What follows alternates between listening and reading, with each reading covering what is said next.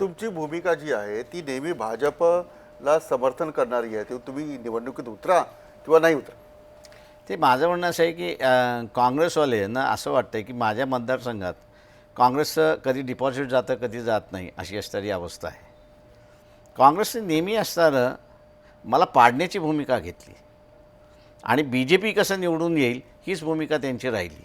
यावेळेस तर ते ह्या इलेक्शनमध्ये व्हेरी क्लिअर झालं की शोधून शोधून मुस्लिम कॅन्डिडेट आणा आणि शोधून शोधून मुस्लिम कॅन्डिडेट आणून तो उभा केला आणि मला पाडलं त्याच्यामध्ये. त्यामुळे हा जो भाग आहे माझ्या अंदाजानं की काँग्रेस हा बेसिकली सॉफ्ट हिंदुत्ववादी आहे आणि ते असणारा हार्ड हिंदुत्ववादी हे सोनिया गांधींचं स्टेटमेंट आहे. त्याच्यामध्ये पॉलिटिकली अडचणीत आर एस एसला जर कोणी आणू शकतं ते आमच्याशिवाय कोणी आणू शकत नाही अशी असणारी परिस्थिती आहे. आणि म्हणून जेवढं त्यांची जी एक नीती आहे आर एस एसची की जे आपल्याला विरोधक होऊ शकतात आणि उद्या अडचणीत होऊ शकतात त्यांच्याबद्दलचा असणारा संभ्रम निर्माण करून द्या. आणि म्हणून त्यांनी असणारा हा संभ्रम निर्माण केलेला आहे की बा नाही त्यांचं राजकारण आमच्या असणाऱ्या मदतीचं राजकारण असतं. जसं आंबेडकरांचा वापर आता ते करतायत तसंच तसं आहे. प्रकाश आंबेडकरांचा वापरही आता वर्तमान स्थितीसाठी करतायत. ते वर्तमान स्थितीसाठी मी असं म्हणणार नाही पण एक ऑपोजिशन उभं राहू नये अशासाठी त्यांनी केलं होतं. सर, समान नागरी कायद्याबद्दल तुमची एक ठाम भूमिका आहे की तो समान नागरी कायदा व्हावा, पण त्याच वेळेला तुम्ही असं म्हणता की ख्रिश्चन आणि मुस्लिम यांना तात्पुरतं वगळावं असं मी तात्पुरतं नाही म्हणतो, मी कायमचं वगळावं असं म्हणतो. ओके. याचं कारण असं आहे की बाबासाहेबांनी जे काही हिंदू कोड बिल निर्माण केलं होतं या हिंदू कोड बिलामार्फत त्यांनी असणारं जे 2 स्कूल ऑफ थॉट्स आहेत हिंदू समाजामध्ये दयाभागा आणि मिचकारा याच्यामधलं युनिफिकेशन करण्याचा असणारा प्रयत्न त्यांनी त्या ठिकाणी केला.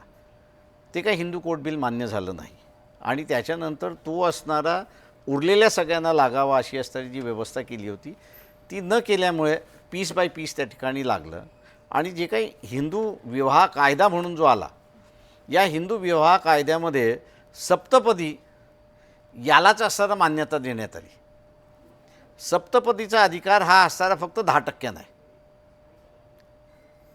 उरलेले 90% जे आहेत यांना आंतरपाठ आणि त्यांचं कस्टमरी सामाजिक दृष्टिकोनातून त्यांचं जे काही विवाह नियम आणि उरलेली सगळी बंधनं आहेत ती त्या ठिकाणी लागू आहेत.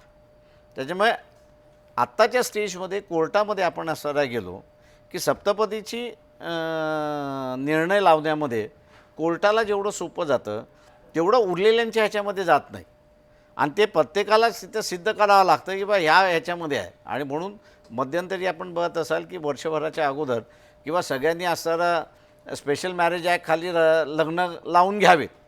त्याच्यामुळे काहीतरी कुठेतरी एक सुसूत्रता येऊ शकते असा असणारा प्रयत्न त्या ठिकाणी झाला.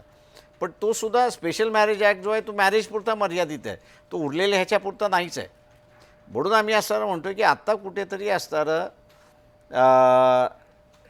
समाजाचं कॅरेक्टर आणि हे जे वेगवेगळी प्रथा आहेत की ज्याला कस्टमरी म्हटलं की मान्यता मिळते आणि ती एकमेकांच्या विरोधात आहे याला कुठेतरी असं तुम्ही कोडिफाय करण्याची गरज आहे.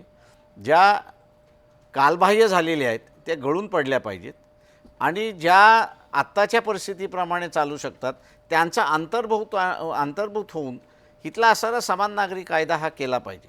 मी ख्रिश्चन आणि मुस्लिम यांच्यासाठी वगळा ह्याचं म्हणतो. याचं कारण असं आहे की त्यांचं असणारं वेल कोडिफाईड आहे.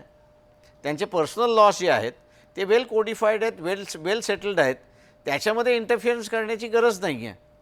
बी जे पी ज्यावेळेस म्हणते की हा मुसलमानांना लावा त्यावेळेस त्यांचा असणारा पॉलिटिकल बेनिफिट ही आहे की मुस्लिम म्हणत नाही तोपर्यंत हा कॉमन सिव्हिल कोड येत नाही का त्यांना पळवाटा पाहिजे त्याच्यातल्या.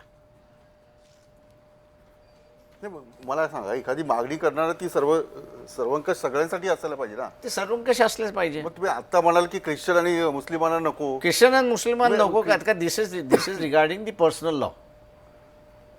म्हणजे हा त्याच्यामध्ये इनहेरिटन्स येणार. त्याच्यानंतर तुमचं असणारं ज्याला म्हणतो की दत्तक आहे त्याच्यामधलं येणार. तुमचं असणारं फॅमिली रिलेशन्स येणार. त्याच्यानंतर आत्ता असणारं जे काही ज्याला आपण म्हणतो की बंधनं जी आहेत रिलेशनशिप्समधली जी बंधनं आहेत त्या बंधनातला असताना तुम्ही हे करणार आहात त्याच्यामध्ये. पण सर त्याला मग समान कसं म्हणणार आपण? मग जर हिंदू वेगळा असेल, ख्रिश्चन वेगळा असेल आणि आत्ताच्या तर मग समान ह्याच्यामध्ये कसं म्हणणार आपण आत्ताच्या त्याला? ह्याच्यामध्ये फक्त 10% सप्तपदी करणारे यांच्यासाठी कायदा आहे, उरलेल्यांसाठी कायदा नाही आहे. मी उरलेला जो आहे हिंदूंमधला जो उरलेला आहे किंवा इथला असणारा शीख असेल, इथला जैन असेल, इथला बौद्ध असेल, हा पहिल्यांदा त्याला सिद्ध करावं लागतं पण दिस इज युअर कस्टमरी.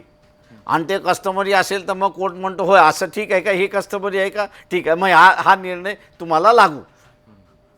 असं जे काही कोर्टाकडचं म्हणजे हाल आम्ही असणाऱ्या कोर्टाच्या आणि इतर सगळ्याच्या बघतोय, त्याच्यातून ह्या लोकांना मोकळं करा असं माझं म्हणणं आहे.